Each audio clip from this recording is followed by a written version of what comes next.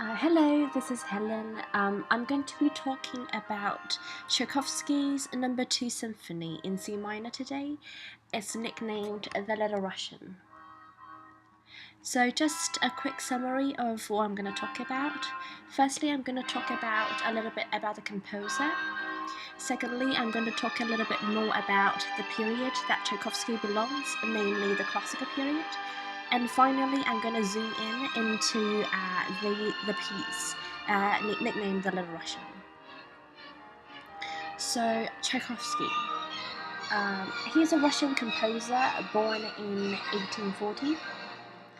He received quite a thorough education at St. Petersburg Conservatory, which he entered when it opened in 1862. His principal teacher was Anton Rubinstein, acclaimed pianist and the school's director. Anton's younger brother, Nikolai Rubinstein, also a pianist, had set out to find a conservatory in Moscow to rival his siblings' establishment.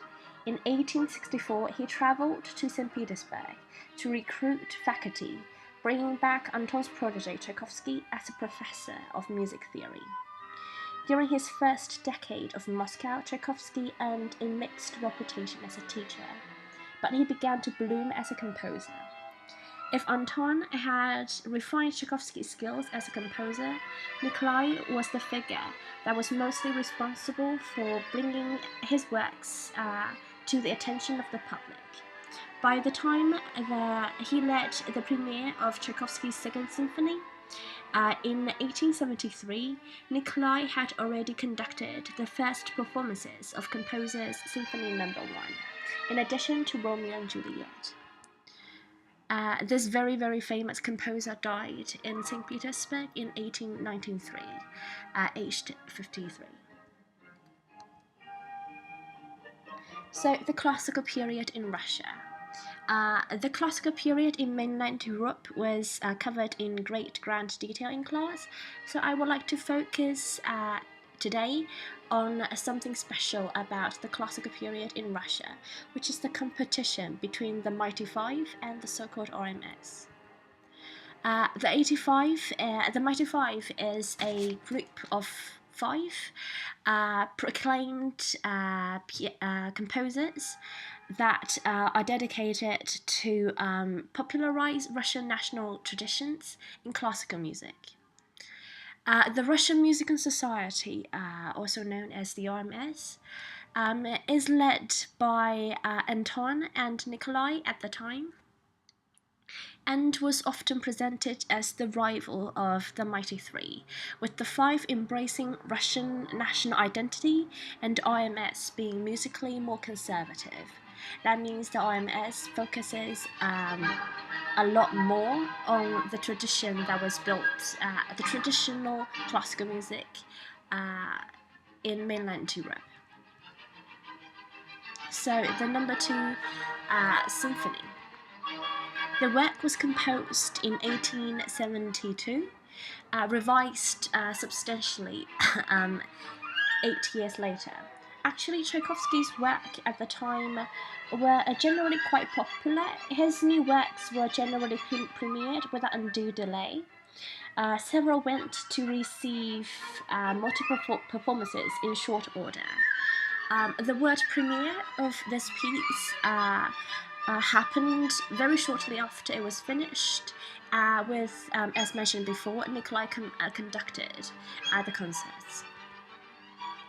It was nicknamed Little Russian, not by the composer, but by a Moscow music critic, Nikolai Kashkin, who felt it was an entirely useful handle for a work that employed folk songs.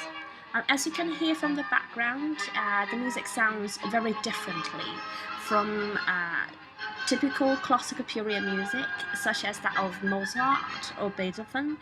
That is because Tchaikovsky used quite a few number of authentic folk melodies into this piece. Little Russia is a term that referred to a territory now occupied by Ukraine, Tchaikovsky had an occasion to spend time in Little Russia when he was younger, and that was often said to be the source of inspiration of this piece.